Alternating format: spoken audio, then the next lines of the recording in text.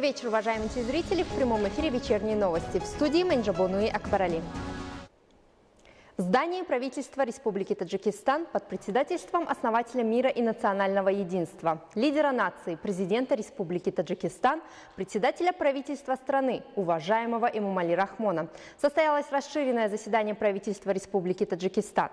В работе заседания приняли участие руководство и члены правительства страны, исполнительного аппарата президента Республики Таджикистан и его структурных подразделений, руководители центральных государственных органов, ведомств при президенте и правительстве, республиканских предприятий и учреждений, председатели областей, городов и районов, руководители высших учебных заведений, центров реализации государственных инвестиционных проектов, государственных и акционерных банков, официальных газет и журналов и другие ответственные лица. На расширенном заседании правительства Республики Таджикистан были подведены итоги показателей социально-экономического развития страны в 2021 году и определены основные задачи на 2022 год. На расширенном заседании правительства Республики Таджикистан был заслушан отчет премьер-министра страны Кохира Расулзода об итогах социально-экономического развития в 2021 году. Было отмечено, что 2021 год является поистине историческим годом для народа Таджикистана. И в политической и экономической жизни страны достигнут значительный социально-экономический прогресс, который ведет нас к новым свершениям. В своем послании парламенту страны президент Республики Таджикистан, уважаемый Эмомали Рахмон, отметил, что для эффективного использования воды и земли, защиты продовольственной безопасности страны за годы независимости в сфере сельского хозяйства были проведены коренные реформы, а пользование землей было возложено на ее истинного хозяина, дехканина, что считается одним из важнейших достижений периода независимости. За годы независимости в стране обеспечено увеличение объема производства сельскохозяйственной продукции и доведено с 11 миллиардов самани в 2092 году до 40 миллиардов самани в 2021 году, что почти в 4 раза больше. За годы независимости в стране обеспечено увеличение объема производства сельскохозяйственной продукции и доведено с 11 миллиардов самани в 1992 году до 40 миллиардов самани в 2021 году, что почти в 4 раза больше.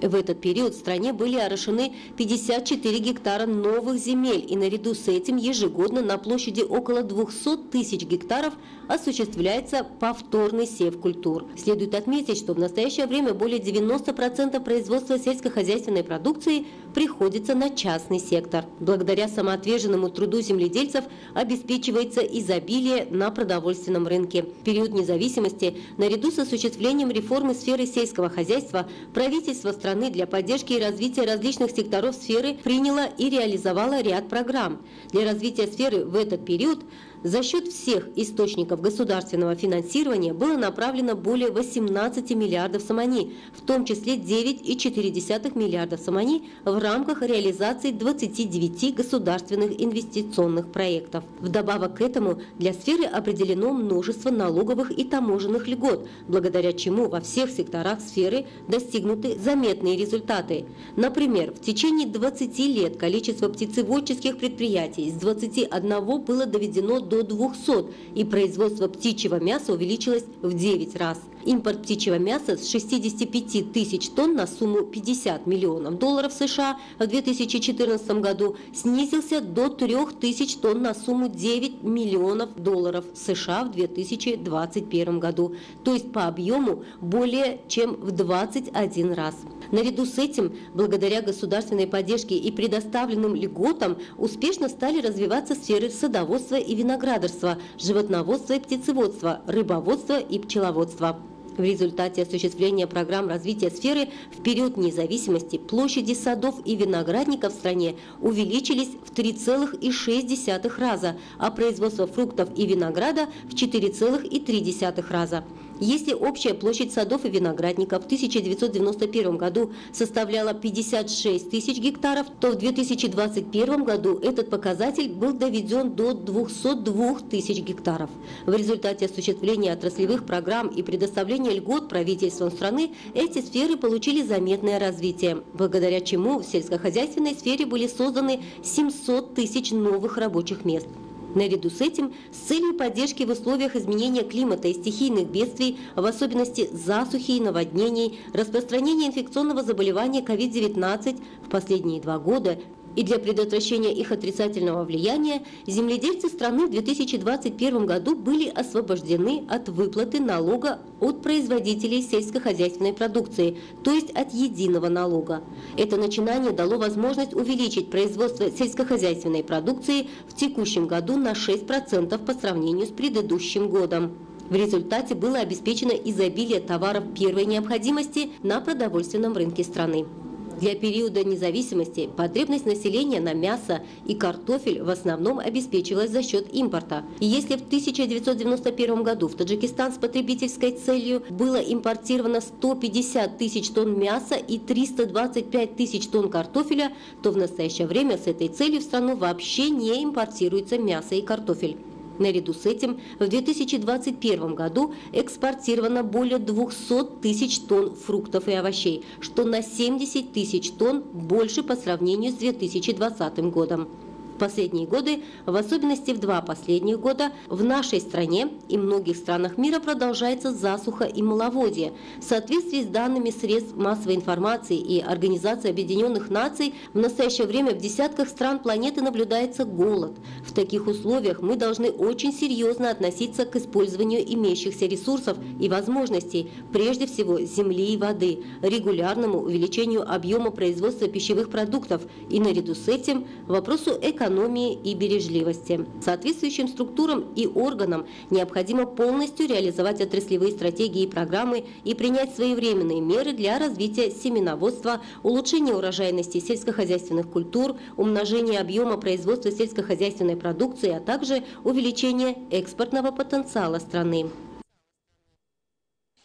В своем послании парламенту страны президент Республики Таджикистан, уважаемый Эмомали Рахмон, отметил, что в течение 5 будущих лет, то есть в рамках годов развития промышленности, имеется возможность для создания новых предприятий, восстановления имеющихся мощностей, начала деятельности еще ряда крупных предприятий по конечной переработке сырья, в том числе 5 комплексов по переработке хлопкового волокна.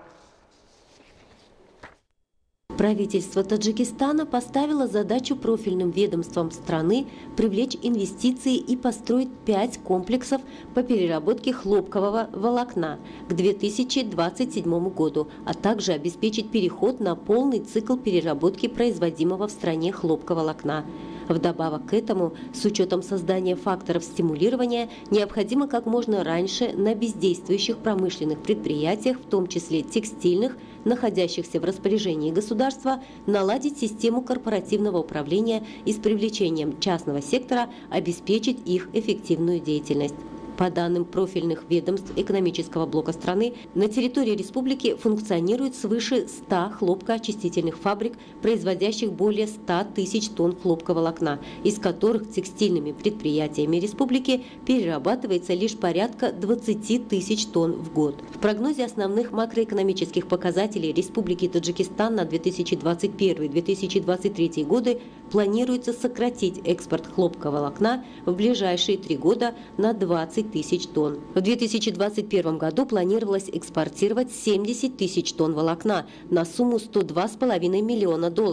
Этот показатель в 2022 году составит 60 тысяч тонн на $90,2 миллиона. И в 2023 году 50 тысяч тонн, то есть на $78,5 миллионов.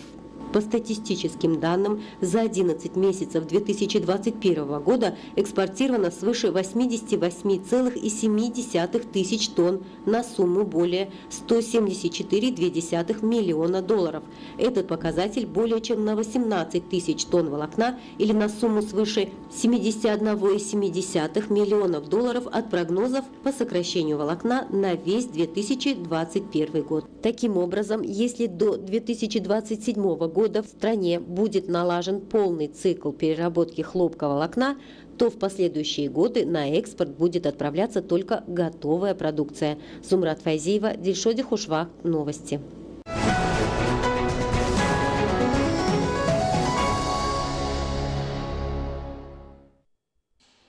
По данным агентства по гидрометеорологии страны, 22 января в Таджикистане ожидаются осадки, в частности снег. С 21 по 24 января местами возможен туман. Сегодня, 20 января, в горных районах республиканского подчинения, западной части Горно-Бадахшанской автономной области и на автодорогах Душанбе, Варзоб, Айни, Худжанд, Вахдат, Рашт, Таджикабад, Лахш, Душанбе, Сангвор, Шамсидин, Шохин, Дарваз, Ванч, Харок, Ишкашим, Мургаб сохраняется высокая степень схода снежных лавин и камнепадов. Комитет по чрезвычайным ситуациям и гражданской обороне при правительстве Республики Таджикистан напоминает гражданам, что необходимо ограничить свое передвижение без особой необходимости по горным дорогам, а также строго соблюдать правила противопожарной безопасности при использовании электронагревателей. Это были главные новости к этому часу. Всего доброго!